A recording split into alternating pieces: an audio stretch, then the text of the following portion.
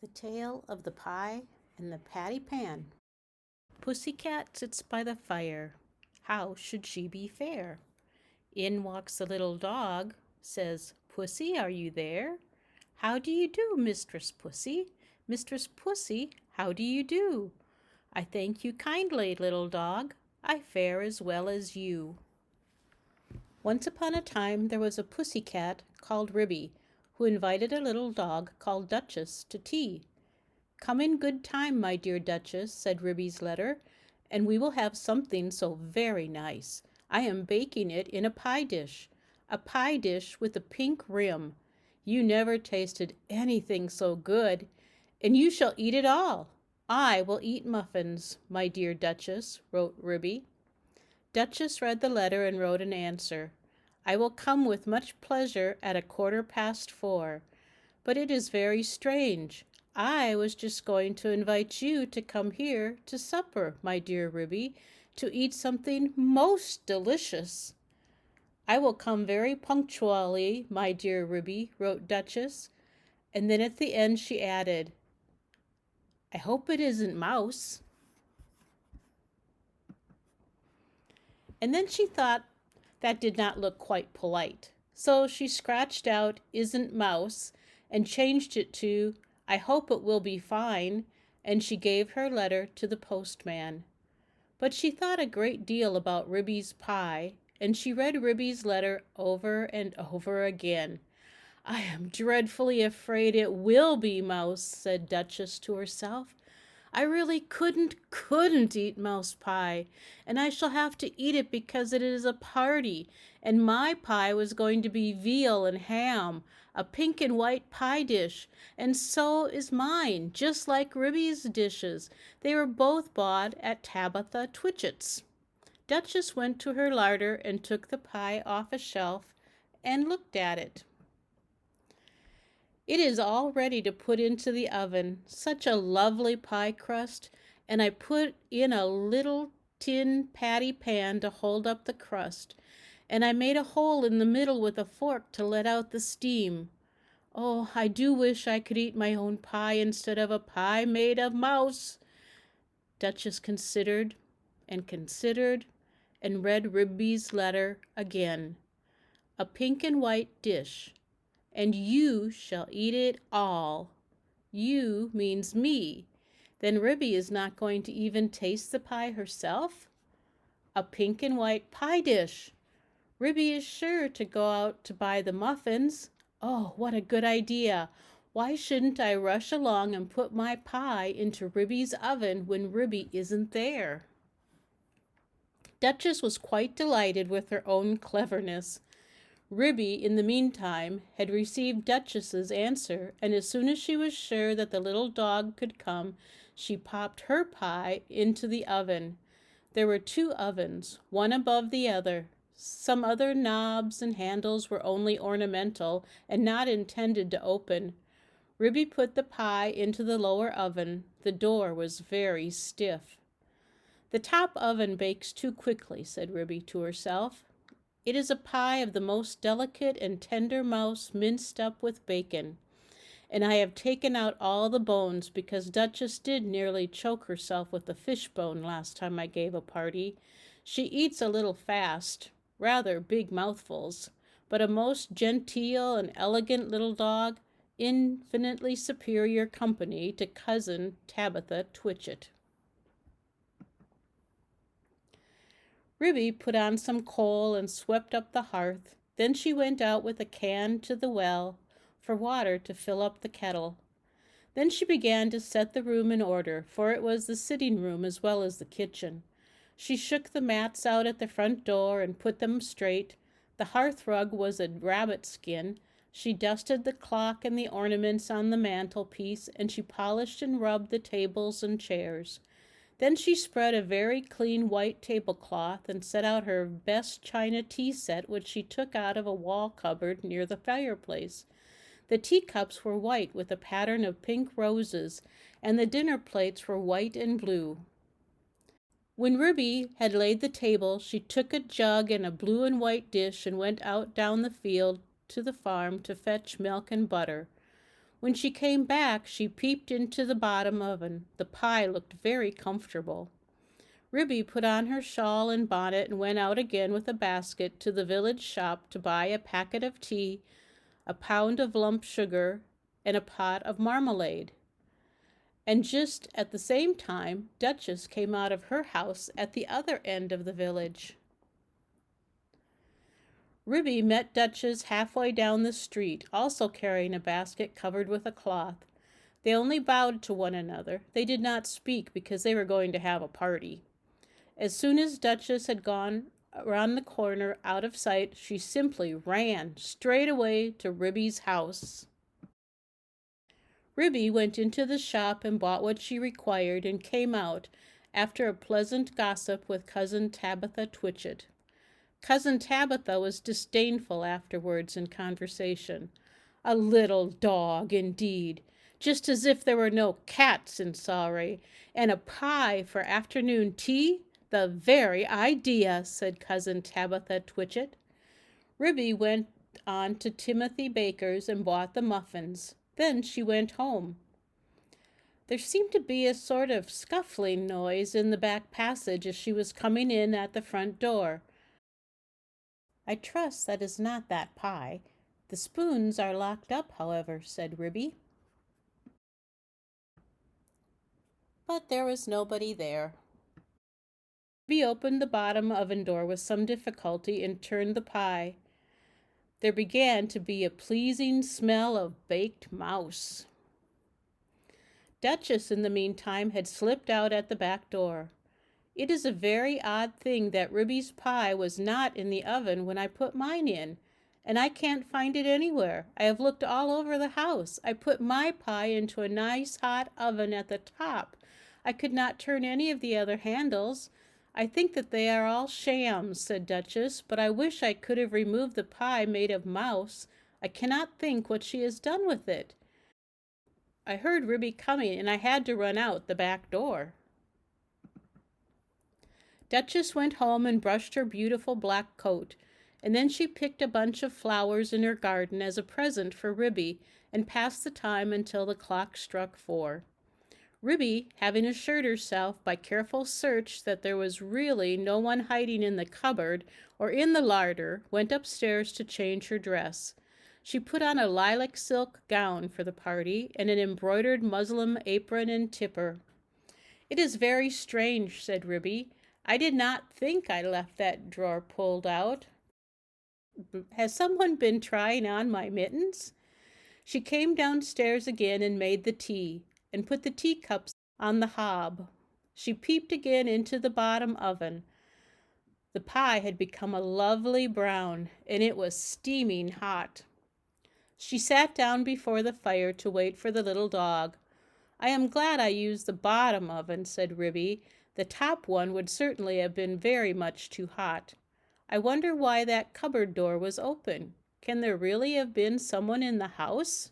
Very punctually at 4 o'clock, Duchess started to go to the party. She ran so fast through the village that she was too early, and she had to wait a little while in the lane that leads down to Ribby's house. I wonder if Ribby has taken my pie out of the oven yet, said Duchess, and whatever can have become of the other pie made of mouse.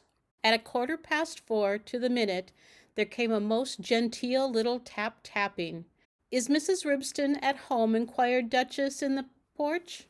Come in. And how do you do, my dear Duchess? Cried Ribby. I hope I see you well. Quite well, I thank you. And how do you do, my dear Ribby? Said Duchess. I've brought you some flowers. What a delicious smell of pie! Oh, what lovely flowers! Yes, it is mouse and bacon. Do not talk about food, my dear Ribby, said Duchess. What a lovely white tea cloth. Is it done to a turn?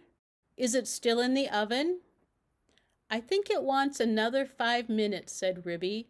Just a shade longer. I will pour out the tea while we wait. Do you take sugar, my dear Duchess? Oh, yes, please, my dear Ribby. And may I have a lump on my nose? With pleasure, my dear Duchess. How beautifully you beg, and how sweetly pretty. Duchess sat up with the sugar on her nose and sniffed. How good that pie smells. I do love veal and ham. I mean to say, mouse and bacon. She dropped the sugar in confusion and had to go hunting under the tea table, so did not see which oven Ruby opened in order to get out the pie. Ruby set the pie upon the table. There was a very savory smell. Duchess came out from under the tablecloth, munching sugar, and sat up on a chair. I will first cut the pie for you. I am going to have muffins and marmalade, said Ruby. Do you really prefer muffin? Mind the patty pan. I beg your pardon, said Ruby. May I pass you the marmalade, said Duchess hurriedly. The pie proved extremely toothsome, and the muffins light and hot. They disappeared rapidly, especially the pie. I think, thought the Duchess to herself, I think it would be wiser if I helped myself to pie, though Ruby did not seem to notice anything when she was cutting it. What very small, fine pieces it has cooked into. I did not remember that I had minced it up so fine. I suppose this is a quicker oven than my own. How fast Duchess is eating, thought Ruby to herself as she buttered her 5th muffin. The pie dish was emptying rapidly. Duchess had had 4 helps already and was fumbling with the spoon. A little more bacon, my dear Duchess, said Ruby. Thank you, my dear Ruby. I was only feeling for the patty pan. The patty pan, my dear Duchess? The patty pan that held up the pie crust, said Duchess, blushing under her black coat. Oh, I didn't put one in, my dear Duchess, said Ruby. I don't think that it is necessary in pies made of mouse. Duchess fumbled with a spoon.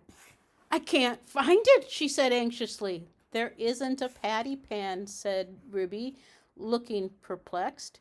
Yes, indeed, my dear Ruby. Where can it have gone to? Said Duchess. There most certainly is not one, my dear Duchess. I disapprove of tin articles in puddings and pies. It is most undesirable, especially when people swallow in lumps, she added in a lower voice. Duchess looked very much alarmed and continued to scoop the inside of the pie dish. My great-aunt Squintina, grandmother of cousin Tabitha Twitchit, died of a thimble in a Christmas plum pudding. I never put any articles of metal in my puddings or pies. Duchess looked aghast and tilted up the pie dish. I have only 4 patty pans, and they are all in the cupboard. Duchess set up a howl. I shall die! I shall die! I have swallowed a patty pan! Oh, my dear Ruby, I do feel so ill! It is impossible, my dear Duchess. There was not a patty pan. Duchess moaned and whined and rocked herself about. Oh, I feel so dreadful. I swallowed a patty pan. There was nothing in the pie, said Ruby severely. Yes, there was, my dear Ruby. I am sure I have swallowed it. Let me prop you up with a pillow, my dear Duchess. Where do you think you feel it? Oh, I do feel so ill all over me, my dear Ruby. I have swallowed a large tin patty pan with a sharp scalloped edge. Shall I run for the doctor? I will just lock up the spoons.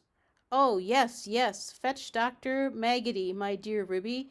He is a pie himself. He will certainly understand. Ruby settled Duchess in an armchair before the fire and went out and hurried to the village to look for the doctor. She found him at the smithy. He was occupied in putting the rusty nails into a bottle of ink, which he had obtained at the post office. Come on, ha, ha, he said with his hand on one side. Ruby explained that her guest had swallowed a patty pan. Spinach?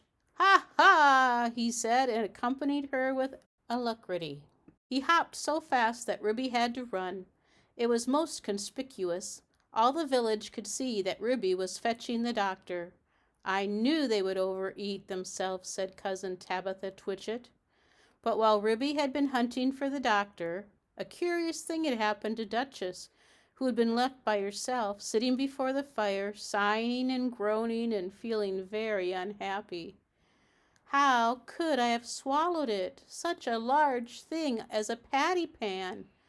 She got up and went to the table and felt inside the pie dish again with a spoon. No, there is no patty pan, and I put one in, and nobody has eaten pie except me, so I must have swallowed it. She sat down again and stared mournfully at the grate. The fire crackled and danced, and something sizzled. Duchess started. She opened the door of the top oven. Out came a rich, steamy flavor of veal and ham, and there stood a fine brown pie, and through a hole in the top of the pie crust there was a glimpse of a little tin patty pan. Duchess drew a long breath. Then I must have been eating mouse. No wonder I feel ill. But perhaps I should feel worse if I had really swallowed a patty pan. Duchess reflected. What a very awkward thing to have to explain to Ribby. I think I will put my pie in the backyard and say nothing about it. When I go home I will run out around and take it away. She put it outside the back door and sat down again by the fire and shut her eyes when Ribby arrived with the doctor. She seemed fast asleep. Come on, ha, said the doctor. I am feeling very much better, said Duchess, waking up with a jump. I am truly glad to hear it. He has brought you a pill, my dear Duchess. I think I should feel quite well if he only felt my pulse, said Duchess, backing away from the magpie, who sidled up with something in his beak. It is only a bread pill. You had much better take it. Drink a little milk, my dear Duchess. Come on, said the doctor, while Duchess coughed and choked. Don't say that again, said Ribby, losing her temper. Here, take this bread and jam and get out into the yard. Come on, and spinach. Ha, ha, ha, shouted Dr. Maggotty triumphantly outside the back door. I am feeling very much better, my dear Ribby, said Duchess. Do you not think that I had better go home before it gets dark? Perhaps it might be wise, my dear Duchess. I will lend you a nice warm shawl, and you shall take my arm. I would not trouble you for worlds. I feel wonderfully better. One pill of Dr. Maggotty. Indeed, it is most admirable if he has cured you of a patty pan. I will call directly after breakfast to ask how you have slept. Ribby and Duchess said goodbye affectionately, and Duchess started home. Halfway up the lane, she stopped and looked back. Ribby had gone in and shut her door. Duchess slipped through the fence and ran around to the back of Ribby's house and peeped into the yard. Upon the roof of the pigsty sat Dr. Maggotty and 3 jackdaws. The jackdaws were eating pie crust, and the magpie was drinking gravy out of a patty pan. Come on, ha, ha, he shouted when he saw Duchess's little black nose peeping around the corner. Duchess ran home feeling uncommonly silly. When Ribby came out with a pail full of water to wash up the tea things, she found a pink and white pie dish lying smashed in the middle of the yard. The patty pan was under the pump where Dr. Maggotty had considerately left it. Ribby stared with amazement. Did you ever see the like? So there really was a patty pan? But my patty pans are all in the kitchen cupboard. Well, I never did. Next time I want to give a party, I will invite Cousin Tabitha Twitchit. The end.